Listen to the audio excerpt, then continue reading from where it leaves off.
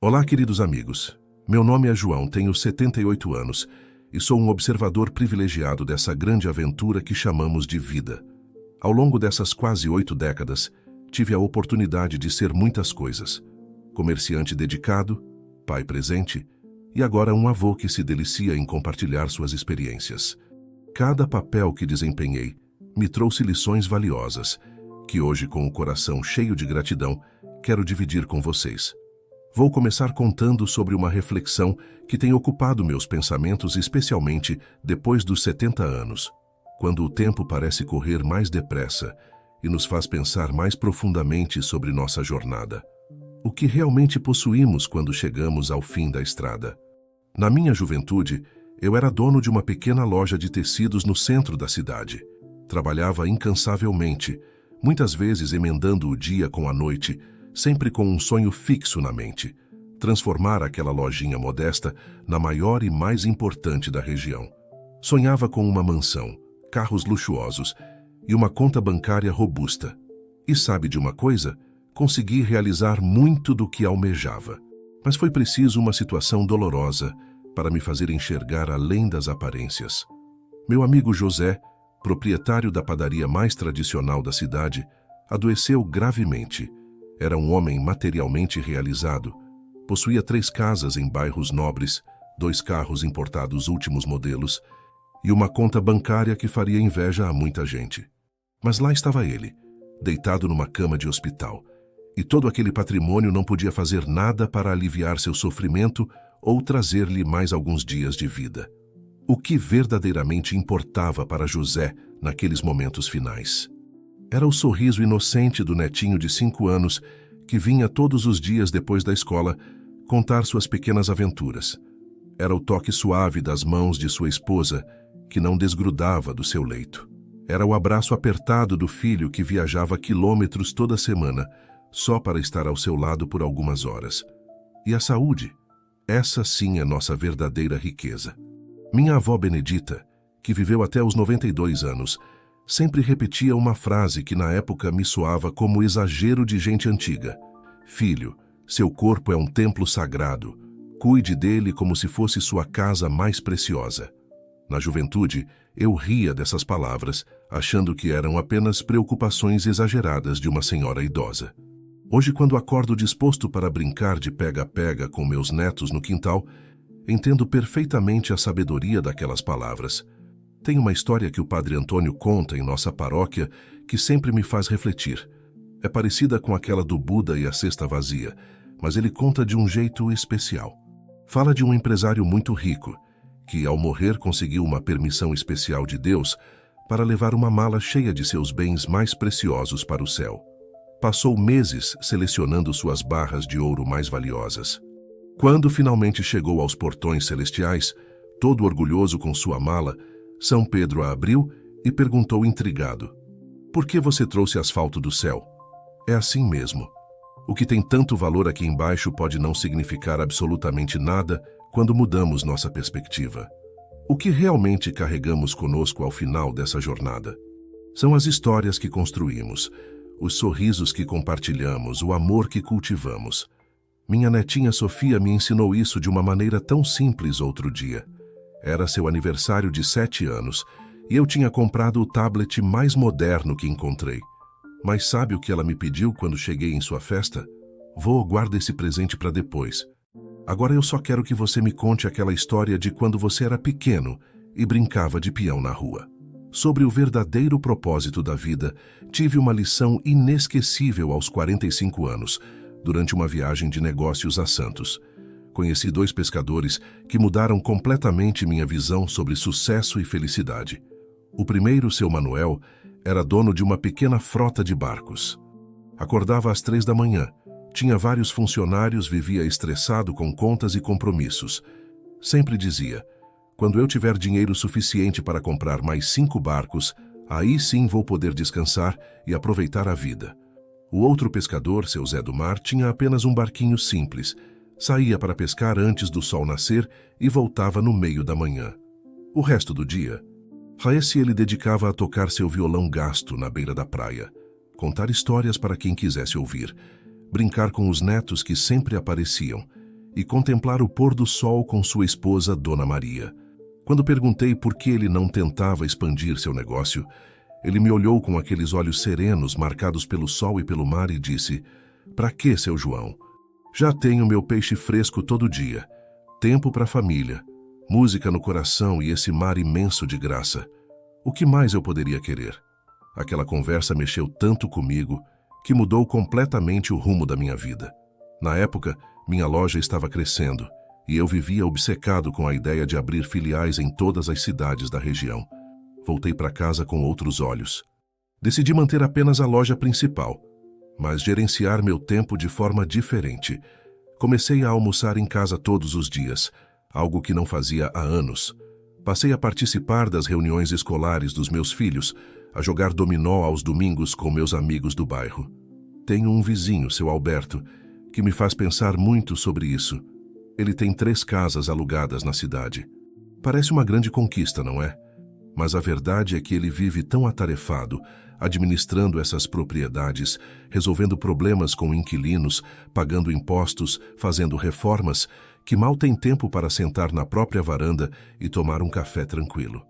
Outro dia ele me confidenciou: "João, às vezes penso que não sou o dono dessas casas. São elas que são donas de mim." Isso me lembra muito meu pai, Antônio, um homem de pouco estudo, mas de uma sabedoria que só a vida ensina. Ele costumava dizer: "Meu filho, a vida é igual uma mochila de viagem. Se você encher demais, fica pesada demais para carregar e você não aproveita a caminhada." Com o passar dos anos, fui entendendo que o verdadeiro propósito da vida não está nas conquistas materiais, mas nos momentos que vivemos plenamente. Está no café da manhã demorado com a família num domingo, no sorriso sincero de um neto que aprende a andar de bicicleta, numa conversa profunda com um amigo antigo, num pôr do sol que a gente para admirar. Os 2 pilares fundamentais para uma vida verdadeiramente plena são como as asas de um pássaro. Precisamos das 2 para voar. Deixa eu explicar melhor através de algumas histórias que vivi. O primeiro pilar é a saúde, e sobre isso aprendi da maneira mais dolorosa através da experiência do meu primo Ricardo. Ele era daqueles empresários brilhantes, dono de uma rede de lojas de eletrodomésticos, trabalhava 14 horas por dia, almoçava em reuniões, dormia apenas 4 horas por noite. Quando alguém sugeria que diminuísse o ritmo, ele respondia com seu sorriso confiante: "Depois que eu conquistar o mercado da região inteira, aí sim vou cuidar da saúde." Mas sabe como é a vida? Ela nem sempre espera nossos planos. Aos 55 anos, Ricardo teve um infarto fulminante durante uma reunião de negócios. Deixou uma empresa próspera, mas também deixou 3 filhos que mal o conheciam de verdade. Sua esposa Laura, depois de um tempo de luto, acabou se casando com José, que curiosamente tinha sido motorista do Ricardo por anos. José era o oposto de Ricardo. Homem simples, mas com uma sabedoria natural sobre a vida. Sempre cuidou da saúde como se fosse seu maior tesouro. Acordava cedo para caminhar, comia de forma saudável, dormia suas 8 horas por noite e nunca deixava de ter seu momento de lazer. Hoje, aos 75 anos, ele ainda dirige, dança forró com Laura nos fins de semana e é o avô mais presente que os netos do Ricardo poderiam ter. Por isso sempre digo aos meus netos: o corpo é como uma poupança. Se você só tira e não deposita nada, uma hora a conta fica zerada. Eu mesmo, aos 78 anos, mantenho uma rotina que muitos jovens admiram. Acordo às 6 horas, faço minha caminhada no parque da cidade, depois cuido da minha horta orgânica. Tenho minhas galinhas que me dão ovos frescos toda manhã e ainda sobra energia para brincar com os bisnetos. O segundo pilar é ter um coração alegre, e nisso minha vizinha Celeste foi minha grande professora. Moradora de uma casa simples na rua de baixo, ela transformou aquele pequeno espaço num verdadeiro paraíso. Seu jardim, mesmo pequeno, era o mais florido da rua. Sua cozinha, sempre com um cheirinho de bolo no ar, era ponto de encontro das pessoas do bairro. E o mais impressionante, ela fazia tudo isso com uma alegria contagiante, mesmo tendo passado por tantas dificuldades na vida. Um dia, curioso com aquela alegria constante, perguntei qual era seu segredo. Dona Celeste me respondeu com uma simplicidade profunda: Seu João, aprendi a não brigar com a vida. Se chove, agradeço pela bênção da água que faz meu jardim florir. Se faz sol, agradeço pelo calor que seca minha roupa. Se alguém está de mau humor, não carrego essa energia para dentro de mim. A vida é muito curta para a gente carregar peso que não nos pertence. Essa lição mudou completamente minha forma de ver as coisas. Quando aprendi a não me estressar com pequenos contratempos, até minha pressão arterial melhorou. Agora, quando meu bisneto Pedro derrama suco no sofá, em vez de me irritar, transformo a limpeza numa brincadeira educativa. Se o ônibus atrasa, aproveito para observar as pessoas, trocar algumas palavras com quem também espera. Às vezes, até faço amizades inesperadas. A solidão, que muitos temem, também se tornou minha grande mestra. Quando Maria, minha companheira de 52 anos, partiu para o céu há 3 anos, pensei que não suportaria o vazio. Os primeiros meses foram um desafio imenso. A casa parecia grande demais, o silêncio ensurdecedor. Mas sabe o que descobri? Que a solidão pode ser uma oportunidade de autoconhecimento e crescimento. Criei uma rotina que preenche meus dias de significado. De manhã, tomo meu café na varanda, observando os passarinhos que já conhecem meu horário e vêm comer as frutinhas que deixo para eles. Converso com minhas plantas. Dizem que elas crescem melhor assim e eu acredito. Comecei a escrever minhas memórias num caderno, algo que sempre quis fazer, mas nunca tinha tempo. Claro que mantenho minha vida social ativa. Terça-feira é sagrada, jogo baralho com os amigos no centro de convivência. Quinta-feira vou à missa e depois fico para o grupo de oração. Domingo é dia de almoço com os filhos. A casa fica cheia, barulhenta, com cheiro de comida boa e risada de criança. Mas aprendi a valorizar também meus momentos de solitude. Como digo sempre, a solidão só é ruim quando a gente não sabe ser boa companhia para si mesmo. Comecei a fazer crochê aos 75 anos. Os netos riram no início, mas agora disputam quem vai ganhar a próxima toalha de mesa. Leio muito, principalmente poesia, que ajuda a gente a enxergar beleza nas coisas simples. Sobre serenidade, aprendi uma lição valiosa outro dia no banco. A fila estava quilométrica, o sistema tinha caído e a tensão era palpável no ar. Uma senhora gritava com o segurança. Um rapaz de terno batia nervosamente no balcão. Outros bufavam de impaciência. Lembrei das palavras do meu pai. Filho, água agitada não reflete o céu. Sentei quietinho num canto, tirei meu terço do bolso e comecei a rezar, não só as orações, mas refletindo sobre a vida. Logo percebi uma jovem funcionária do banco se aproximando, preocupada, oferecendo um copo d'água e perguntando se eu estava bem. Sorri e disse que sim, que estava apenas aproveitando o momento para fazer minhas orações. Sabe que aquilo mudou o ambiente? Aos poucos, outras pessoas começaram a se acalmar. Um senhor puxou conversa sobre futebol, uma senhora começou a mostrar fotos dos netos no celular. A espera continuou a mesma, mas o ambiente ficou mais leve. Isso me faz pensar muito na forma como lidamos com os problemas. Quando meu neto Pedrinho está tendo uma crise de birra, coisa comum aos 4 anos, em vez de gritar ou me estressar, sento na cadeira de balanço e começo a cantarolar aquelas músicas antigas da minha infância. Não demora muito. Ele vem curioso, senta no meu colo, e a tempestade passa naturalmente. A serenidade é como uma vacina contra os males da alma. Outro dia, perdi meu cartão do banco. Anos atrás, teria entrado em desespero, ligado para meio mundo, feito um drama. Agora, respirei fundo, fiz um chá de camomila e comecei a procurar metodicamente. O cartão apareceu dentro de um livro que eu estava lendo. Tinha usado como marcador de página. Desenvolvi uma rotina noturna que me ajuda muito.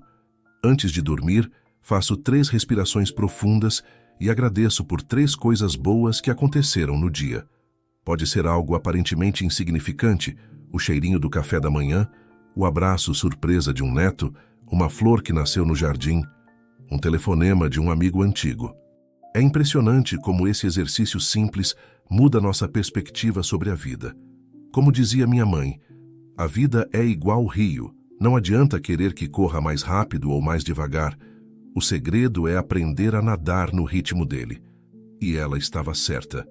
Quando aceitamos que não podemos controlar tudo, paradoxalmente, começamos a ter mais controle sobre nossas reações e emoções. O que a vida realmente me ensinou depois de tantas primaveras, que a verdadeira riqueza está nas coisas que o dinheiro não pode comprar. Está no abraço apertado de um filho, no sorriso banguela de um neto, no bom dia sincero do vizinho, no pássaro que faz ninho em nossa janela. Criei uma filosofia própria para cada dia. De manhã, quando acordo, agradeço por mais um dia. Já vi muita gente fazer planos para o amanhã e não chegar até lá. Durante o café, saboreio cada gole como se fosse o primeiro. A vida é feita desses pequenos prazeres. No almoço, mesmo que esteja sozinho, ponho a mesa bonita, uso aquele jogo americano que ganhei de presente como devagar, sentindo o sabor de cada garfada. Uma das maiores lições que aprendi foi sobre perdão. Tinha um desafeto antigo com meu irmão José por causa de uma herança. Ficamos 15 anos sem nos falar. Quando ele teve um derrame, percebi o quanto tinha perdido de precioso. Não vi meus sobrinhos crescerem, não compartilhei momentos em família. Tudo por causa de um pedaço de terra que hoje nem existe mais. Sobre dinheiro e posses, aprendi que precisamos ter o suficiente para viver com dignidade, mas não tanto que nos escravize. Tenho um amigo, Dr. Roberto, médico renomado, que tem 3 casas na praia, mas nunca tem tempo de ir a nenhuma delas. Vive correndo de plantão em plantão. Perdeu o casamento por falta de tempo, mal conhece os filhos. Que riqueza é essa que nos rouba a vida? Uma das coisas mais importantes que descobri é que nunca é tarde para recomeçar. Aos 70 anos, depois que me aposentei, comecei a fazer aulas de pintura na associação do bairro. Todo mundo achou que era maluquice de velho. Hoje, minhas aquarelas enfeitam a casa dos filhos e já até vendi algumas na feira de artesanato. E sobre amor? Esse é um capítulo especial. Depois que Maria partiu, pensei que nunca mais sentiria amor na vida. Mas descobri que o amor tem muitas formas. Está no carinho que recebo da dona Jurema, que faz questão de me trazer pão quentinho toda manhã. Está na dedicação do seu Antônio, que sempre aparece para consertar alguma coisa na minha casa sem cobrar nada. Está nos bilhetinhos que minha neta cola na geladeira quando vem me visitar. Ao chegar neste ponto da vida, entendo que cada dia é um presente precioso. Como diz aquele verso que tanto gosto, felicidade não é ter uma vida perfeita, é encontrar perfeição nas pequenas coisas da vida. Aprendi que a gentileza é a moeda mais valiosa que existe. Custa nada e pode mudar o dia de alguém. Um sorriso para o caixa do supermercado, um obrigado sincero ao motorista do ônibus, uma palavra de incentivo para o jovem entregador de pizza, são pequenos gestos que fazem toda a diferença. Sobre sabedoria, descobri que ela não vem automaticamente com a idade. Conheço jovens de 20 e poucos anos com uma maturidade impressionante e pessoas de 80 que ainda agem como crianças mimadas. A verdadeira sabedoria está em aprender com cada experiência, seja ela boa ou ruim. Uma das lições mais difíceis, mas também mais importantes, foi aprender a aceitar as mudanças. O mundo que conheci na minha juventude já não existe mais. Em vez de reclamar das novidades, decidi abraçá-las. Pedi ajuda ao meu neto para aprender a usar um smartphone. Hoje faço videochamadas com amigos distantes, leio notícias online e até participo de um grupo de WhatsApp da terceira idade. Sobre legado, entendi que o que deixamos para trás não são as coisas materiais, mas o impacto que tivemos na vida das pessoas. As histórias que contei para meus netos, os valores que passei para meus filhos, o exemplo que dei para meus vizinhos, isso é o que realmente importa no final. E por fim, a lição mais preciosa: o amor. Não apenas o amor romântico, mas o amor em todas as suas formas.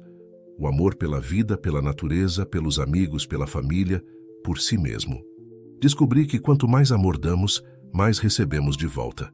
É como uma fonte inesgotável que se renova a cada gesto de carinho. Então, meus queridos, se eu pudesse resumir tudo o que aprendi nesses 78 anos em uma frase, seria esta: viva cada dia como se fosse o último, mas plante árvores como se fosse viver para sempre. Aprecie o momento presente, mas também deixe um legado positivo para as futuras gerações.